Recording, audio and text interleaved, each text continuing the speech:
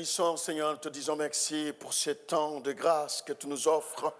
Merci parce que si ces choses semblent être naturelles, eh bien nous savons que cela relève du miracle, le miracle de te connaître, mais aussi d'être admis régulièrement, quotidiennement en ta présence. Chaque jour tu es avec nous selon ta promesse et nous voulons eh bien garder cette promesse au fond de notre cœur. Merci pour l'auditoire de ce jour, merci encore pour nos âmes parce que tu connais les cœurs, tu connais les besoins, les attentes. Je prie en fait qu'il y ait une parole et Seigneur qui soit donnée à l'un comme à l'autre pour nous encourager, pour nous donner la force de continuer la marche, quoi qu'il advienne, dans le précieux nom de Jésus. Amen. Amen. Nommé Corneille, centenier dans la cohorte dite italienne.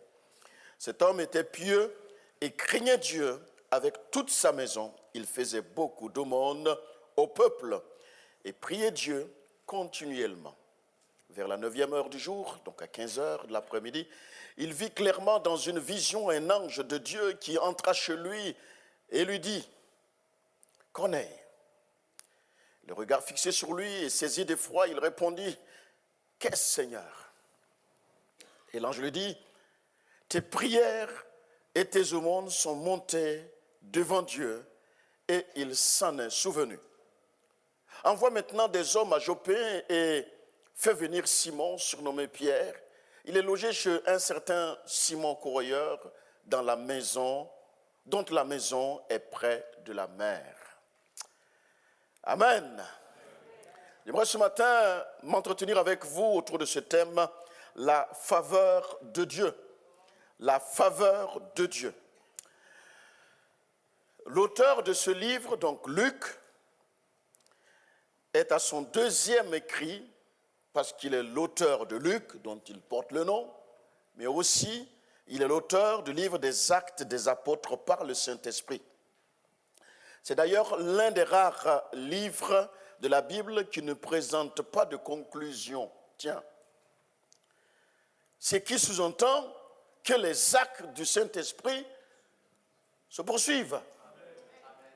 Alléluia. Le Saint-Esprit poursuit ses actes avec nous aujourd'hui encore. Des jeunes, des moins jeunes, il poursuit ses actions au milieu de nous. Nous ne sommes pas à notre première écoute, en tout cas pour les 3/4 de l'auditoire, de cette histoire de Corneille, l'un des tout premiers non-juifs à se tourner vers Christ. Cohorte.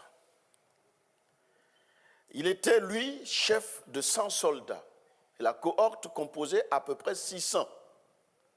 Et sur les 600, il y avait donc des chefs de centeniers. Et Corneille était un des chefs, donc il avait à sa suite, 100 soldats, 100 combattants dont il s'en occupait. Il y a une différence assez claire entre ceux qui vivent sous un ciel ouvert et ceux qui vivent sous un ciel fermé. Ceux qui vivent dans la faveur de Dieu et ceux qui sont en dehors de cette faveur-là. Je note que l'ange, quand il entre chez Corneille, est arrivé avec son nom. Bonjour Corneille.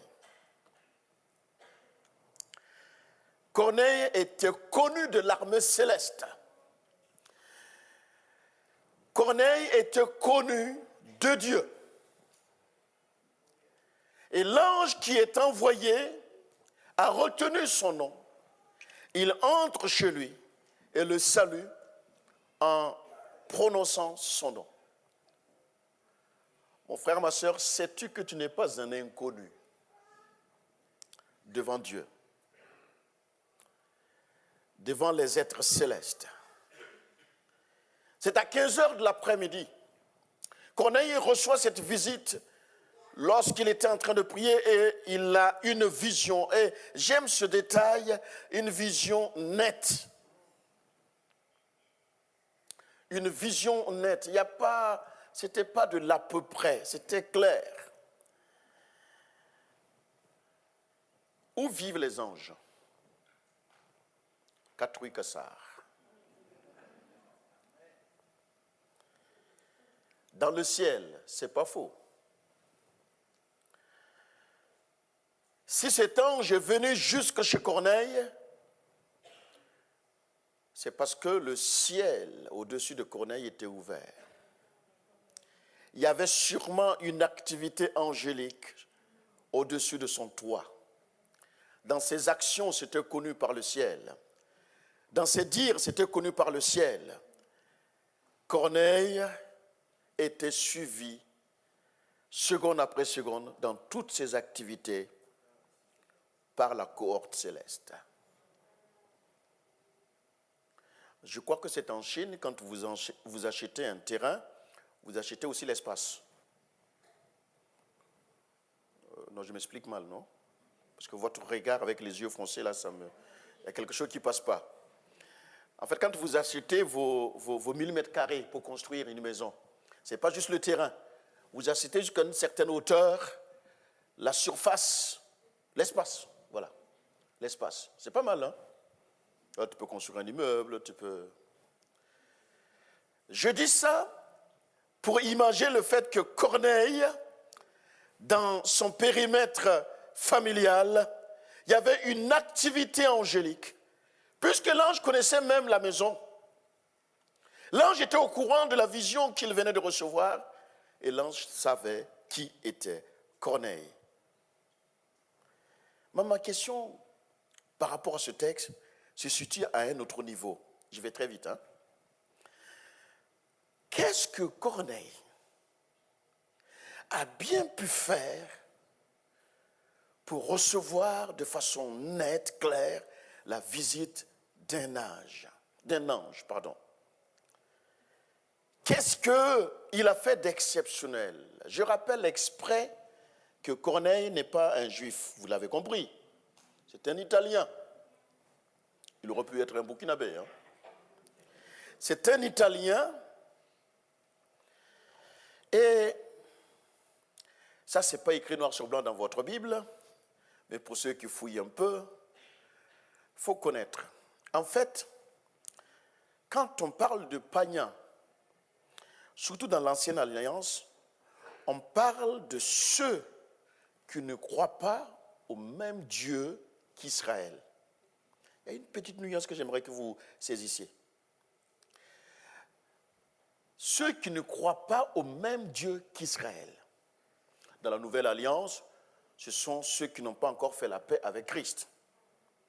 Les païens. Vous allez comprendre pourquoi je dis cela. Cet homme, Corneille, était un homme pieux.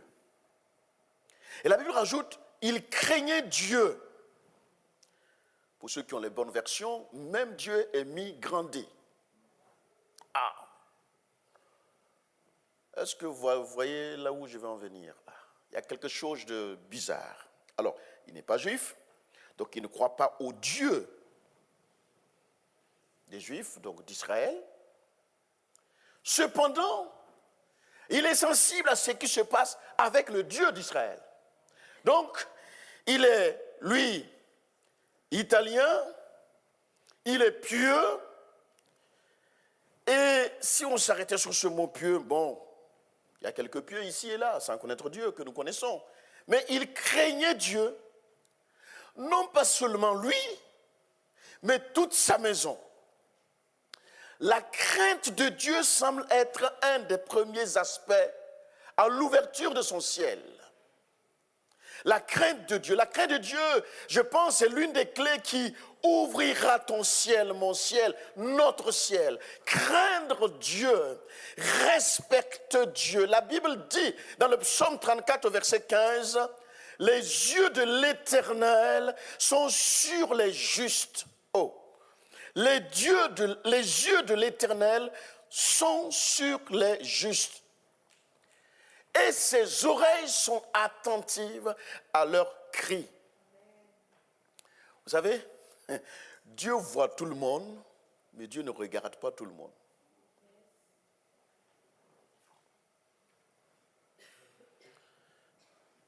J'ai une vue d'ensemble là, devant et à gauche.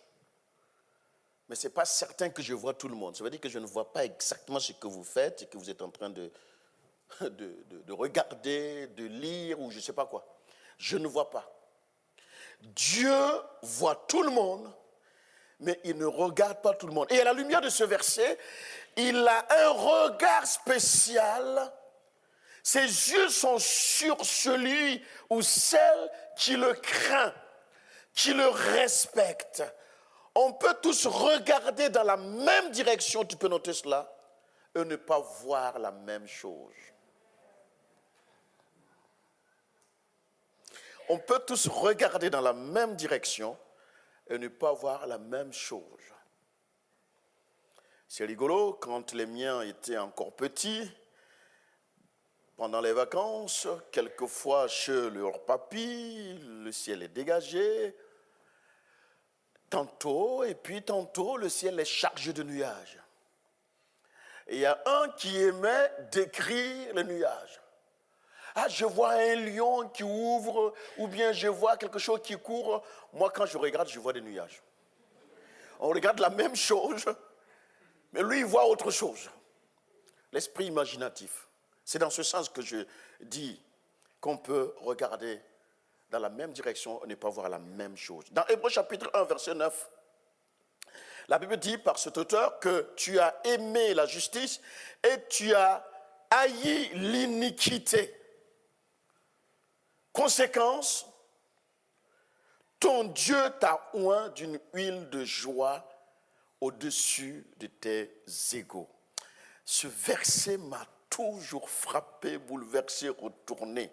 En fait, il y a des formes d'onction de joie qui nous arrivent lorsqu'on aura manifesté ce positionnement d'aimer la justice et de haïr l'iniquité. C'est pourquoi, ô Dieu, ton Dieu t'a oint d'une huile de joie. Si nous ne craignons pas Dieu, nous serons sans sagesse. Pas le chiffre 100, mais SANS. Quand on parcourt Genèse chapitre 39, vous connaissez bien cette histoire. Au cœur de l'histoire de notre ami Joseph, on va découvrir et on découvre que c'est la crainte qu'il a manifestée, sa crainte respectueuse de Dieu qui va l'épargner de bien des déboires. Parce qu'il craignait Dieu. Madame Potiphar avait la preuve, mais l'accusation était fausse.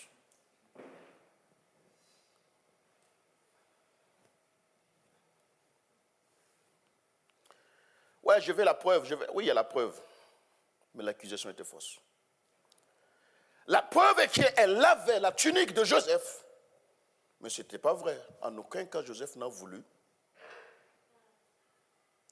faire des choses ignobles.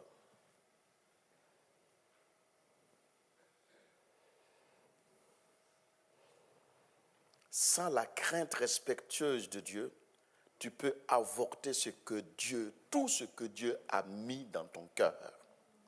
Ce qui va te donner, mon frère, ma soeur, de tenir aujourd'hui comme demain, c'est la crainte que tu as tissée entre toi et Dieu, jour après jour. Fais les choses d'après la crainte qui t'anime, la crainte respectueuse qui t'anime, toi et toute sa maison. Donc je pense que l'une des clés qui va ouvrir et qui a ouvert le ciel de Corneille, il craignait Dieu. Il ne le connaissait pas plus que ça, mais il craignait Dieu. Il respectait le Dieu des Hébreux. Il respectait Dieu. Un autre point qui me semble être comme un point qui a permis que le ciel s'ouvre sur sa maison, qui a permis qu'il y ait une faveur sur sa maison. Écoute, frère, ma soeur, il priait continuellement Dieu. Ce n'est pas une révélation, c'est juste lire mot à mot les textes. Quand vous prenez le verset 2, c'est là, il priait continuellement Dieu. Corneille était un Romain. Donc il n'était pas dans le peuple de Dieu. C'est ce que j'essayais d'expliquer. Mais là, je vais un petit peu plus loin. Donc le païen, c'est quelqu'un qui n'adorait pas le Dieu du peuple d'Israël. Et je disais qu'aujourd'hui, on entend par païen celui qui ne connaît pas Christ. Mais à l'époque, il y avait des païens qu'on appelait les craignants Dieu, les craignants Dieu. Les craignants, ils craignent. Les craignants Dieu. Et le positionnement de ces païens, c'est de connaître le Dieu d'Israël. Est-ce que vous vous souvenez d'un autre centenier? Tiens. Non, dans la Bible. Celui-là, son serviteur avait un big problème de santé. Et il était venu voir Jésus. Tiens. Il est venu voir Jésus, pas sur la base de sa connaissance intime avec Jésus, mais sur la base de la connaissance de ce que c'est qu'une autorité. Il y a plusieurs façons de s'approcher de Dieu et de fils de Dieu. Il vient voir Jésus parce qu'il se dit, celui-là, c'est un chef, c'est un meneur, et non pas un influenceur. C'est un leader, donc un responsable. Et en tant que responsable, il a sûrement une autorité qu'il exerce. Et lui aussi, il est responsable, puisqu'il est chef de sang, il sait ce que c'est qu'une autorité. Donc il vient voir Jésus. 1, il sait que Jésus est capable de guérir. 2, il sait que Jésus a l'autorité. La suite nous le dit parce qu'il fait les choses de façon noble. Noblesse oblige. Il va simplement dire, écoute, maître, tu n'as pas besoin de te déplacer, dis seulement un mot de là où tu es. Dis seulement un mot. Oh. Matthieu 8, au verset 10. Après l'avoir entendu, Jésus fut dans l'étonnement. Écoutez ce que Jésus va dire à son sujet, ce centenier. Jésus fut dans l'étonnement et il dit à ceux qui le suivaient, qui suivaient Jésus? Essentiellement les disciples, donc essentiellement des Juifs. Essentiellement les porteurs de l'histoire d'Israël.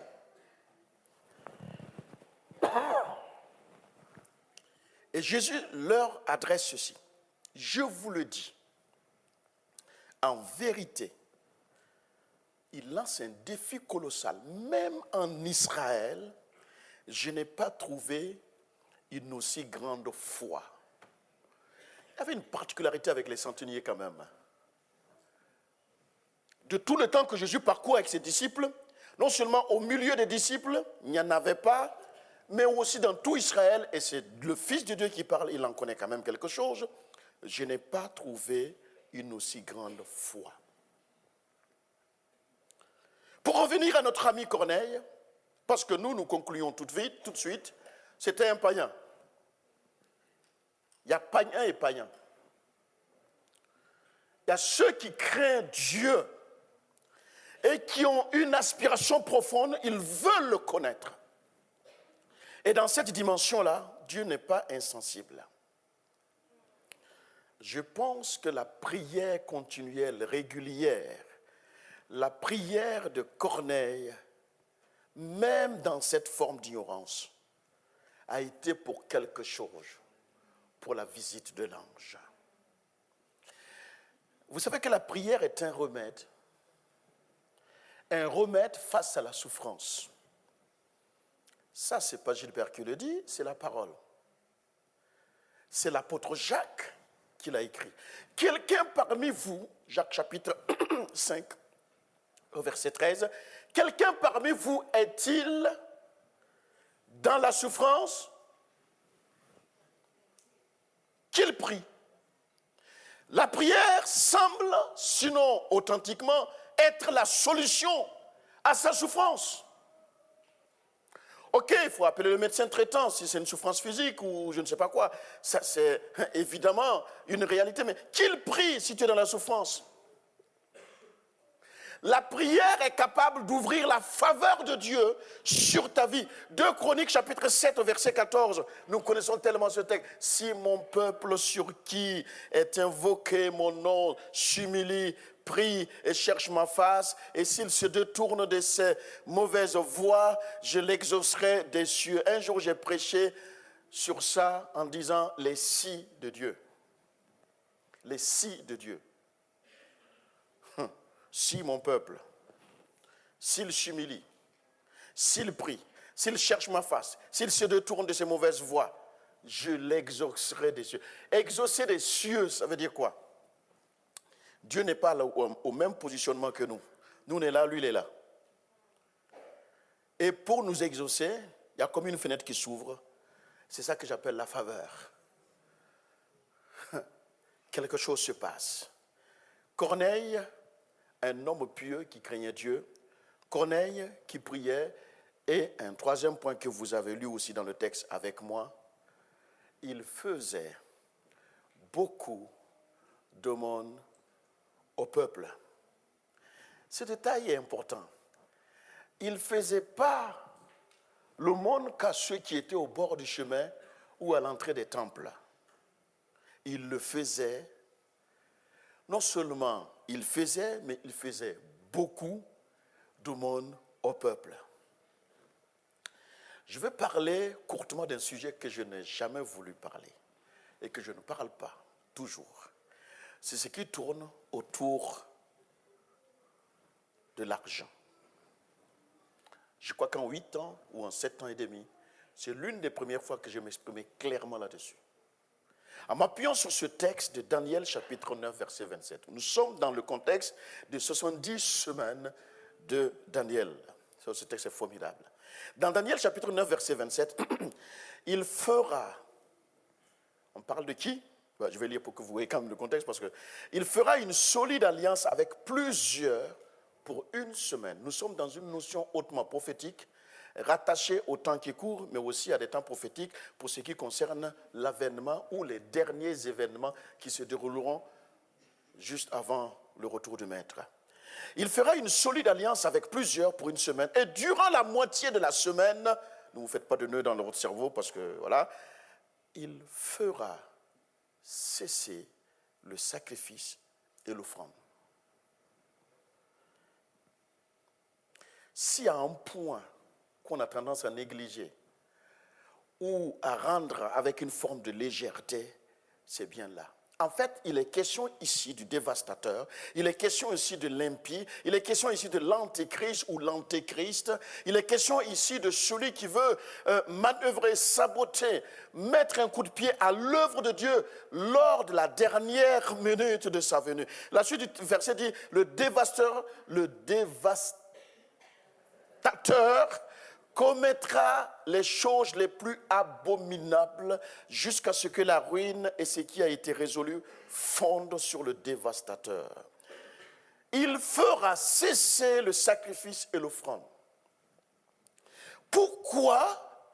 C'est un des premiers actes qu'il va poser. Il fera cesser par qui? Ou à qui? Eh bien, au corps, au peuple de Dieu. C'est la même pensée que Pharaon avait développée en disant, je vous laisse partir, mais que les hommes, d'une part. Ensuite, il dira, vous pouvez partir avec hommes, femmes, enfants, mais sans votre bétail, menu, petit comme grand, sans le bétail. Et les réponses de Moïse sont des réponses prophétiques. Ah non, non, non, non, non, non. Notre but, c'est d'aller adorer notre Dieu. Et pour adorer notre Dieu, il nous faut notre bétail. Et pour l'adorer, on ne le fait pas tout seul, on le fait avec toute notre maison. Donc, nos épouses, nos enfants, nos bétails, tous, il faut qu'on y aille. L'ennemi, c'est que je vais vous dire, prenez-le comme vous le voulez, mais je vais le dire quand même. L'ennemi a des stratégies d'attaque chez l'enfant de Dieu sur ce terrain incroyable. Les finances. J'ai reçu dans mon cœur, j'ai ressenti dans mon cœur que certaines de nos situations perso sont comme bloquées parce que il y a comme le dévastateur qui a commencé à nous faire cesser la notion de sacrifice, la notion d'offrande. Ce que Dieu te demande est plus qu'une histoire de 1/10 de tes revenus. Parce que ça veut dire que si tu n'as pas de revenus, tu n'as rien à donner à Dieu. Et pourtant, j'aime bien la notion sacrifice et j'aime bien la notion offrande qui est rattachée. Frères et sœurs, c'est primordial. Que tu sois étudiant ou pas, que tu sois en recherche d'emploi ou pas, ce n'est pas le nombre qui compte, ce n'est pas la quantité, mais l'intentionnalité. C'est plus qu'une histoire de donner 10 € pour que le pasteur ait des jolis costumes. C'est plus que ça, mes amis. Ce n'est pas moi qui l'ai dit. Vous allez me dire, ok, mais c'est un vieux texte de l'Ancienne Alliance que tu as sorti. Je vous conduis sur de nouveaux textes, dans la Nouvelle Alliance. Regardez, et le texte sûrement que vous n'êtes pas beaucoup à avoir vu cet angle-là, mais je vous le propose. Matthieu chapitre 6 au verset 32. Car toutes ces choses, ce sont les païens qui les recherchent. Votre Père céleste sait que vous en avez besoin. Dieu sait et connaît nos besoins. On ne peut pas imaginer à quel point Dieu connaît nos besoins. Il connaît les besoins qui ne sont pas encore parvenus à ta connaissance. Il sait, alors que le besoin n'est pas encore formulé en toi.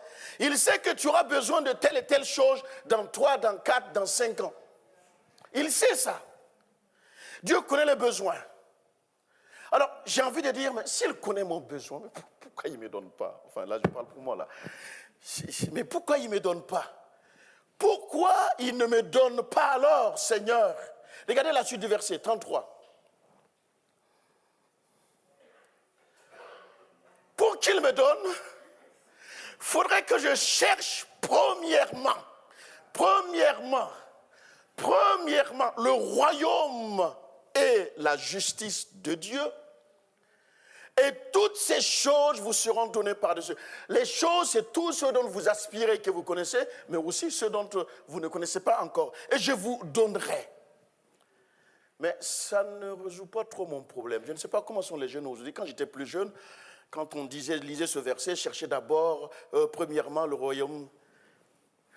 royaume et sa justice. Si je vous disais de décrire ce que c'est que le royaume là, on en a pour 4 heures.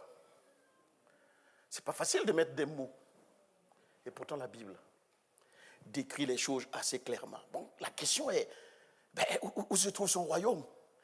Où trouve le royaume? Ouais, bien, j'ai compris qu'il donnerait tout ce que j'aspire, mais il faut que je cherche premièrement son royaume. Mais son royaume, c'est quoi? Son royaume, c'est où? Là, c'est pas moi. On y va encore. Toujours dans Matthieu. Il me semble, je crois que je me suis loupé dans les textes. Au verset 26, est-ce que c'est celui-là? Il dit encore, si ce n'est pas celui-là, tout de suite, on change. 26, allô? Non, ce n'est pas celui-là. Je vais lire et tu vas choper quelques mots pour lancer dans la barre de recherche. Il dit encore, il en est du royaume de Dieu. Comme quand un homme, écoutez bien, derrière une parabole, il est en train de décrire ce que moi je ne connais pas. Le royaume de Dieu, c'est quoi? Et sa justice. Il est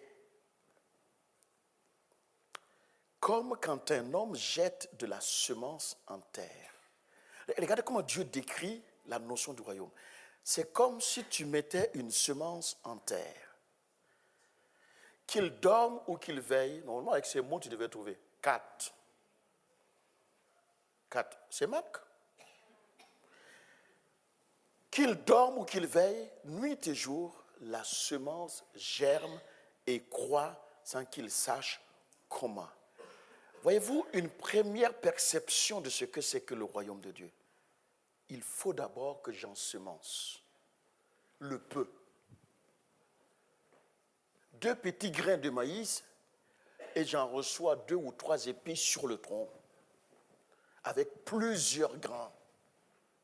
La notion de semer, regardez au verset 30 du même texte, il me semble. Il dit encore, au cas où on n'aurait pas saisi Marc va insister. Il dit encore, à quoi comparons-nous, oui, le royaume de Dieu? Ou par quelle parabole le représenterons-nous?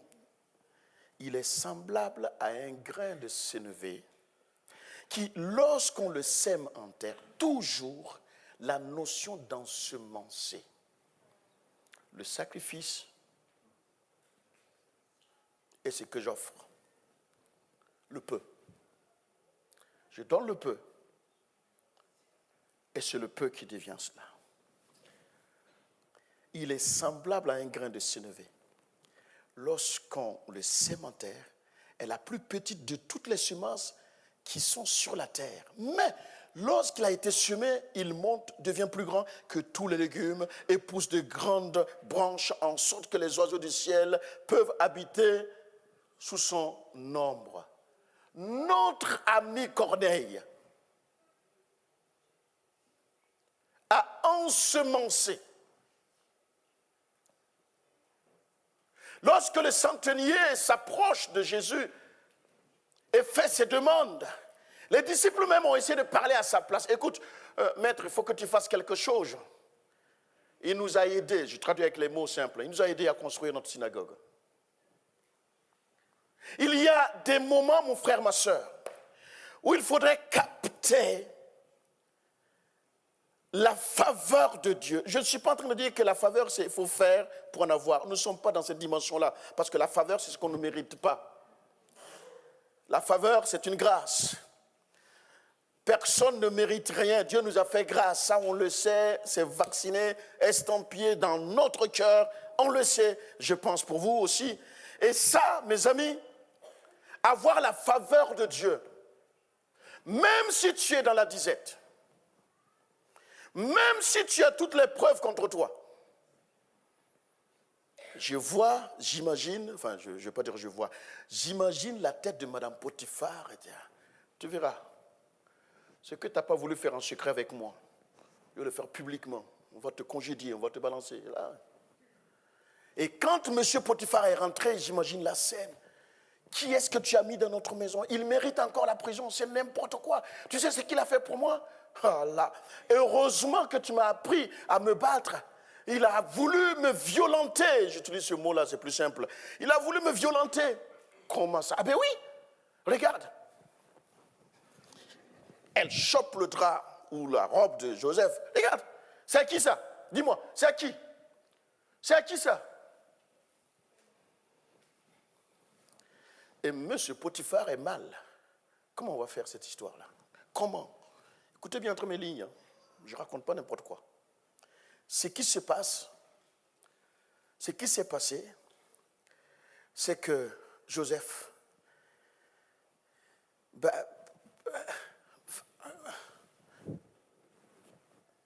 n'y a pas de mots. Il a sûrement bégayé, il a sûrement tourné en rond, mais comment on va faire? Vous connaissez des situations comme ça? Hein? Quand c'est comme ça, tu sais quoi? Recommande ton sort à l'Éternel. Mets en lui ta confiance et il agira.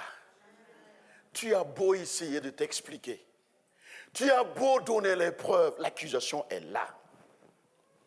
Comment tu vas faire, Gilbert? Ce que j'ai prêché ce matin, c'est ma vie. C'est ce que j'ai vécu ces dernières années.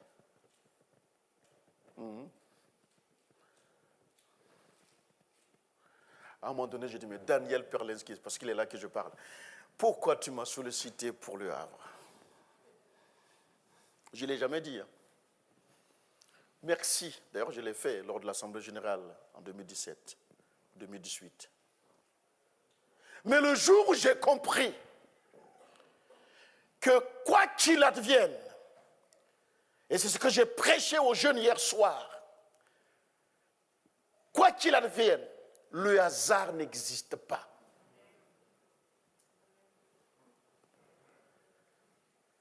Le hasard n'existe pas. Et je disais aux jeunes, Jonas a voulu fuir jusqu'à Ninive. Ninive, c'est l'Irak actuel. Mossoul, ça vous parle? Et Tarsis, c'est où? En Espagne. Vous voyez le trajet, 1500 kilomètres, mais, comme par hasard, il y avait un gros poisson qui nageait juste à côté du navire. Comme par hasard, à la seconde près, quand on a balancé Jonas, loup. Et comme par hasard, 3 jours il est resté dans le texte. 3 jours il est resté dans le poisson, dans le ventre du poisson. 3 jours. Vous en connaissez? C'est quoi ce poisson qui ne... C'était indigeste. Hein? Aïe, aïe, aïe. Aïe, aïe, aïe. Seigneur, garde-nous d'avaler des Jonas. Je ne vous traite pas de poisson. 3 jours plus tard, il va gentiment remettre Jonas sur les rives gauches du fleuve de Tigre, juste à côté de Ninive. Ses premières paupières qui s'ouvrent, c'est la ville de Ninive en face.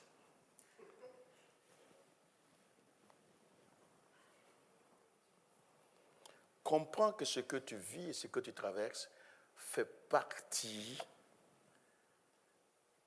du chemin à parcourir pour t'amener. Mais quand tu ne comprends pas, comme moi, tu te fais des cheveux blancs. Il est où Jean-Marc? C'est ta faute. Tu te fais des cheveux blancs. Tu te fais des crises de tension. Tu fais tout ce qui n'est pas bien à ton corps, quoi, finalement. Tu es tristouné. Mais quand tu captes que même un païen, à cause et grâce à la sincérité de son cœur, est capable dans sa maison de crier pour lui et pour sa maison, Dieu peut le visiter. Ah, combien plus forte raison. Pourquoi as-tu peur? Pourquoi? Crains Dieu, prie Dieu et participe à l'avancement de son œuvre et laisse maintenant le reste entre les mains de Dieu. Tu verras. Tu verras. Oui, oui, oui, tu verras. Ce que tu as besoin, ce n'est pas une prière de délivrance, encore moins un ministère de délivrance. Ce que tu as besoin, ce n'est pas le bonjour ou le bonsoir. Ce que tu as besoin, c'est de revenir à la crainte respectueuse de Dieu. La dernière fois où tu lui as prié, tu as prié Dieu, c'est quand? C'est quand? Mais on est tellement sage. Ah oui, mais attends frère, il faut d'abord s'assurer de payer nos factures, de s'assurer. Si je suis un absolutiste, un extrémiste, je me souviens un jour, après avoir reçu mon salaire, tout calculé et toutes les factures. Rien, rien, même pas un dixième pour Dieu. Et je décide de donner quand même. J'ai essayé de mettre la barre au même niveau que la crainte que j'ai. La réaction du créancier si je ne paye pas et la réaction de Dieu si je ne participe pas. C'était de la folie. Ce n'est pas une méthode, hein? C'est de la folie pour ma part. C'était énorme, il y avait des enjeux. Je le fais. Je suis simplement en train de dire, mon frère, sers Dieu de tout ton cœur. Sers Dieu de tout ton cœur. Ce n'est pas parce que tu t'es arrêté sur l'aire de repos que tu es arrivé à destination. Non. Tu sais quoi? Comme par hasard, tu as atterri à Kassar. Comme par hasard, tu ne sais pas où aller. Comme par hasard. Le hasard n'existant pas, donc c'est une orchestration, une préparation minutieuse et soigneusement faite de la part de Dieu. Toi, tes enfants, tes petits-enfants, tes arrières, Dieu a le regard sur toi. Il a suffi que Corneille prie pour que sa maison soit bénéficiaire. Je t'en supplie, prie pour ta famille. Prie encore pour ta famille. Et laisse Dieu faire.